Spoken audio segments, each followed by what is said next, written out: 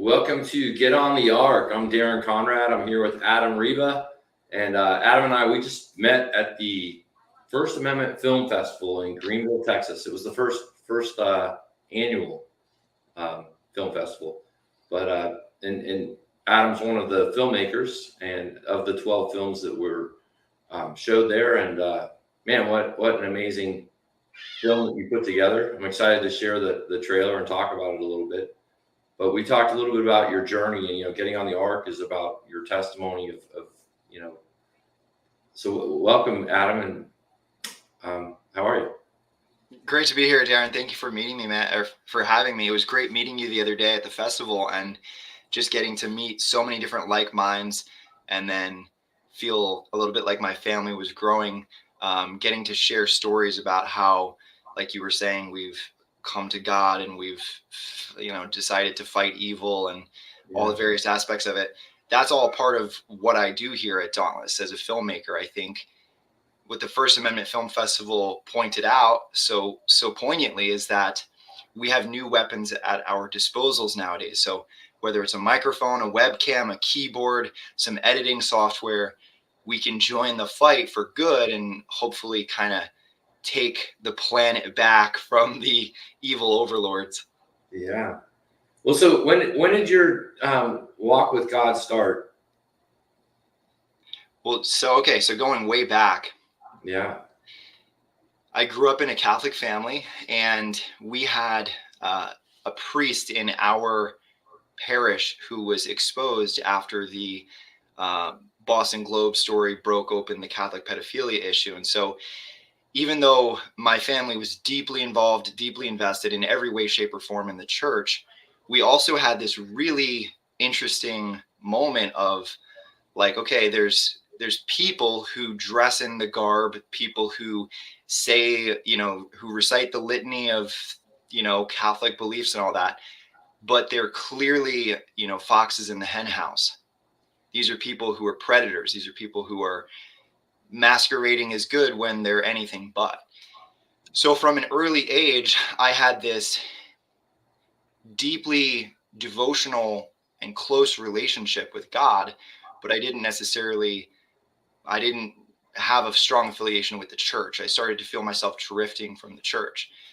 And so I didn't know how I would be used in this lifetime. I used to pray on it. I used to hike up to the top of this mountain near my house every single night, and I would look at the stars. I'd look at the sky. I had this amazing place where I could see, from horizon to horizon, the Milky Way. And I think that's important. I recently heard Glenn Beck telling, I think, Tucker Carlson that in the modern city, especially at nighttime, where it's all this artificial lighting and you're surrounded by big buildings and everything is man-made, you don't have these moments where you feel humbled in, God's glory and the beauty of creation and the vastness of nature, where you feel humbled and small and insignificant. And I think that's important. Going out there as a teenager and looking up at the sky and seeing the magnificence of it all, I'm just like, please use me, direct me, make me a vehicle for change, make me a force for good. And so it was only really years later when I began to take this skill set of filmmaking that I was using for freelance, and I was doing weddings and Sweet 16 parties and church banquets and all that kinds of stuff. And then I decided to actually start to expose evil. And that process for me has been a deeply spiritual process. I think you can probably understand what I mean when I say when you study evil, it actually brings you closer to God or to goodness or to beauty and love and compassion. If you're not a psychopath, you you revolt from the stuff that you're learning, and you should revolt from the stuff. It's once you become aware of the greatest evil, it inspires you to be a warrior against it. So that's the long and short version. We can go way deeper than that, but that's sort of where I find myself now, is like a warrior for truth, I think. Yeah, and I think you were 18, is that right? When you really started to ask, hey, use me, leave me, or were you younger than that? I was probably about 16 or 17 when I started to think that I wanted to be a priest. And I didn't necessarily go too far down that path, but I spent a few months thinking if that was right for me, just because I was like, what's the top shelf thing I can do? What's like the best way for me to serve? And I think that answer is different for different people. I don't think there's one way to serve God or serve truth. I think that there's lots of ways to do that. And depending on your skill set or depending on your proclivity or your knowledge or your passions, you might be placed in different situations to fight different, let's say, enemies or evils.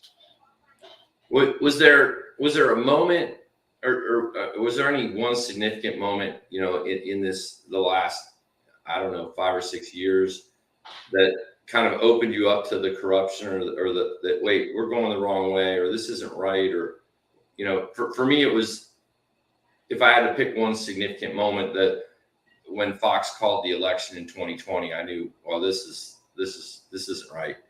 But some people have their moments. Did you have a moment that kind of brought you into this truth movement that we have in the United States? Definitely. Yeah, no doubt. And again, this is different for everyone. Everyone's story of coming into the movement is slightly different. For me, it was health.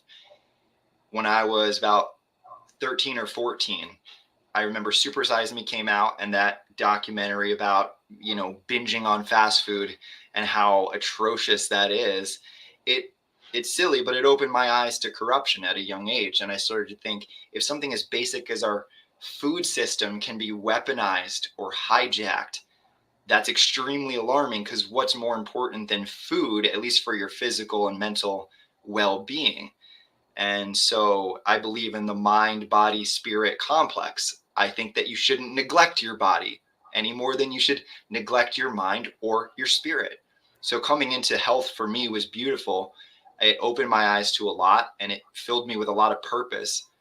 And then later on, honestly, 9/11 was a big one for me. And I didn't know everything at first. No one did. But as a fifth grader, when 9/11 happened, I was definitely on the younger side. Wasn't really following geopolitics at that age, but I was aware of a lot of different aspects of the global master plan. And so I saw how this could potentially be a false flag, but it wasn't until a few years later, maybe like 2007, 2008, when I was looking back on 9/11, and I almost had the mentality like, let me prove this wrong. Let me set out to invalidate these wild conspiracy theories. But of course, once you try to invalidate them, you find yourself actually like, oh my gosh, there's a lot of merit to these conspiracy theories. Wow. Yeah. And it's hard to see that we've been programmed. Like, but once you start seeing the program, you can't unsee it. You can see it in everything. And so, which kind of brings us up to the film that you just recently did. You've done several films, but your most recent film, The Crucible of Donald Trump. And people have like it's an emotional. Just to say Donald Trump could change people's emotions like radically, and people that really don't know him, don't know anything about him, but they can be emotionally changed just by hearing his name. So when did you see that programming start? Oh my gosh, right away. Yeah. Right away. I Look, I had been following people like Alex Jones, people, who were trying to assert a lot of this stuff that is now kind of common knowledge, but back then it was just relegated to wild, crazy nonsense. They were putting a lot of that stuff out there. I'd been following a lot of that. When Donald Trump decided to appear on the Alex Jones show in 2015 during his first presidential campaign, that to me was like not an insignificant moment. Like, I didn't just overlook that. I was like, no, wait a minute, this is huge. You're talking about someone who is a populist candidate, someone who's challenging the establishment, someone who's from outside of the corridors of power, a businessman who's coming in, who's also clearly aware of Alex Jones, and he complimented him. He said, your reputation's great, blah, blah, blah. So at that point, I'm like, this guy has my full attention. And then again, watching the establishment media, the propagandists do what they do best. They came down 100% on the guy. And you just had to look into a few of the accusations to realize that they weren't true. So again, that just kind of justified my suspicions. And then I just been studying the guy. I'm one person. You're one person. We all have our unique vantage point on what's going on. And we all like to use words like, we see the truth. And it's like, well, we see parts of the truth. We have little fragments, and we do our best to fact check and assemble the big picture as best we can. But I think really when you study the enemy, when you study your adversary, those who are maligned against America, those who hate you and me, who put profit first, who don't care about the well-being of America's citizens or the world's citizens, those adversaries were coming after this guy. So the enemy of my enemy is my friend. And so Donald Trump is someone who's looking out for us. He says it himself. I'm just standing in the way, but they're coming for you. And so I've just been I wouldn't go so far as to say like infatuated or anything, obsessed with the guy, but I find him a very curious individual. I've said since 2015 that I think Donald Trump is a Christ-like figure. Now, don't get your, panties in a bunch. I'm not saying the guy can walk on water. I'm just saying that at a certain point in time, this man stands to help save the human race from this New World Order death cult, all the rest of it. The pharmaceutical companies, big tech, those who've taken over government, all the different, institutions, the Marxists in our education system. Well, this guy stands against all that. Yeah. And he's not apologetic. He says what he thinks, and you might not like what he thinks all the time. But I'm like, what a fascinating individual at this point in time on this planet, someone who he could easily retire, but chose not to, got all this money and risked it, put his family's names on the line. And I think the past, 8-ish years, 9-ish years have been a big, strong lesson for Americans in recognizing where exactly the true power forces lie in our society. We always thought that it was squarely and solely in the Oval Office, and that's just a joke. And we always were taught that there are these checks and balances, and that the Constitution is watertight and it'll never be eroded. We were taught all of these things, and all of these things are being challenged.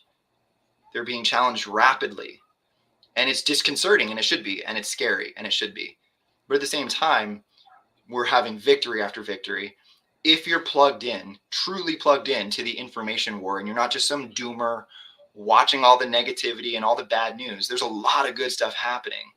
And there's a bevy of documentation that you can look at from Trump's term in office, because there's a paper trail for almost everything that you can see that he was combating human trafficking hardcore, that he didn't just walk away from the office, but he put in some sort of continuity of government operation, that we're still really not even 100% sure what's going on, but clearly he's pro-America and fighting for the human race, in my opinion.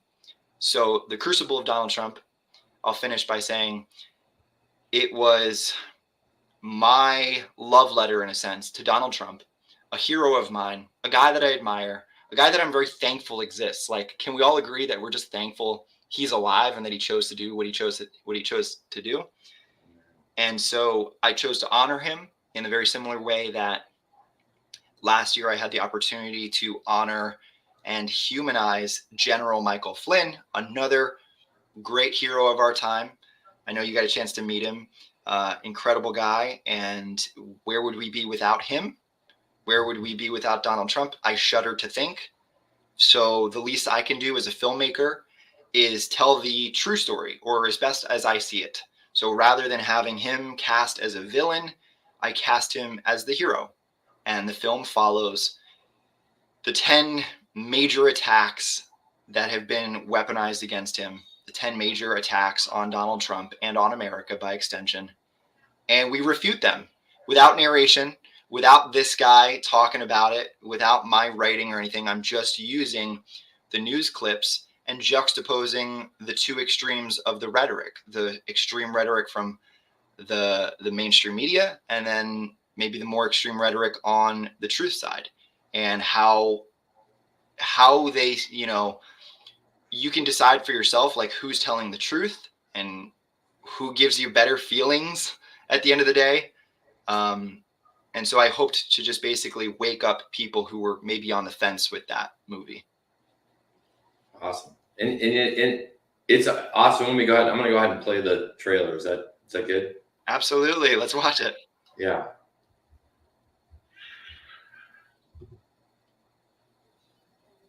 We did it, Joe. You're going to be the next president of the United States. What are these false claims of widespread election fraud doing to our country? If we are right about the fraud, Joe Biden can't be president. Joseph Robinette Biden Jr. and Dr. Jill Biden. Heaven forbid, if we don't protect this democracy, this Constitution, against false narratives, against demagogic, wannabe authoritarian leaders, shame on us. The Russians are here. They're interfering in the election. They're at the heart of these leaks. They're working with WikiLeaks. When you talk about misinformation on social media, you try and censor it. You try and prevent it from spreading, and the virus finds its way to another host. It was the top scum, and the FBI people don't like the top scum. Only president in American history to be impeached twice. Sadly, the person who's running the executive branch is a deranged, unhinged, dangerous president of the United States. They want to demolish our heritage so they can impose their new oppressive regime in its place. If you don't impeach him, he might be elected again. That's the fear. We are just in the midst of a transformation process where we move in the world from a unipolar to a multipolar world. Congressman, I've never completely understood the term deep state. President Biden, he is sharp, intensely probing, and detail-oriented and focused. I don't need you to get me elected. I need you once I'm elected. It was essentially a bloodless coup where they took over the presidency of the United States without a single shot being fired. We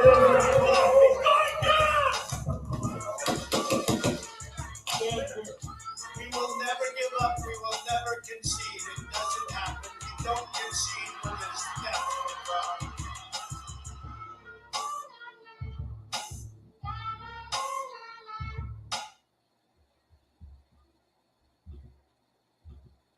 That's awesome. It's a great movie. But so you can go get your movie. You're on Rumble. We are on Rumble. Yep. And we post the water, right? Hold on. We are on Rumble, and you can also go to our website, dauntlessdialogue.com, for the full catalog. Okay. And where else is there anywhere else we can follow you or find you on social? Sure. Absolutely. Yeah. We're on X. We're on Truth Social and Telegram. Those are the three I think that we're most active on. But we're like a smaller company, but we try to punch above our weight class, and we might not be as active on social media as we should but we put the primary focus on content production. We really focus on making the best possible movies. And sometimes these take 6 months or more from start to finish. And so we try to really bring the sauce and give you the best documentaries that are going to be just as relevant, I think, 30, 40, 50 years from now, hopefully. So with, there's several different paths or trails you can go down, whether, it's the human trafficking, the food, the medicine, the election fraud, the government, on and on, right? The media corruption, but you've got to be kind of excited. You said food was kind of what brought you into it with watching Supersized. What are your thoughts on RFK Jr. and what he wants to make America healthy again? This is what I've been waiting for. I've been waiting for someone high profile to go in at the right moment and shatter the paradigm, to break down the gatekeepers and the revolving doors and those who attempt to suppress, the various cures that attempt to meddle in the healthcare system and profit off of sickness. I've been following RFK Jr. for a long, long time. Not necessarily as a fan, but I'm just interested in what he's been doing. I've been listening to him talk about the dangers of vaccines, especially childhood vaccines, and the immunity that they have since, I think, the 1986 Vaccine Injury Act or something along those lines.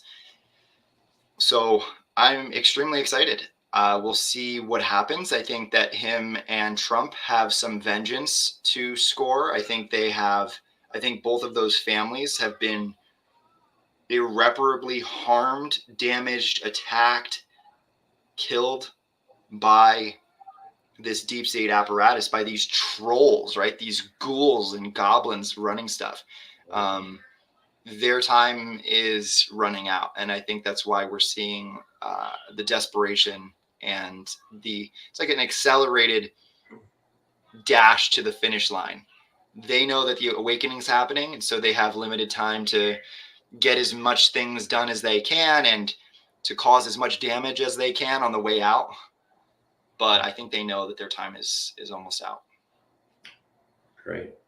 Okay, so just to wrap things up, if you had to lead somebody or direct someone, someone that's new and they're kind of like, this is an awful lot of, crazy stuff, where would you direct someone to follow or to, for me, it was the Fall of the Cabal, watching that series, and that was kind of like, that kind of opened the door for me. What would you direct people that know nothing, that this is all kind of like a huge conspiracy to them? Totally. Well, I'm biased, so I would direct people to dauntlessdialogue.com, and we attempt to focus on the most important subjects, the ones that I think are capable of moving the needle, the ones that I think have the most implications for you and your life, but also the nation and the world as a whole. We try to get ahead of stories so that, as I mentioned, they might take many months of development, but by the time they come out, they're more relevant because of the way the situation is unfolding.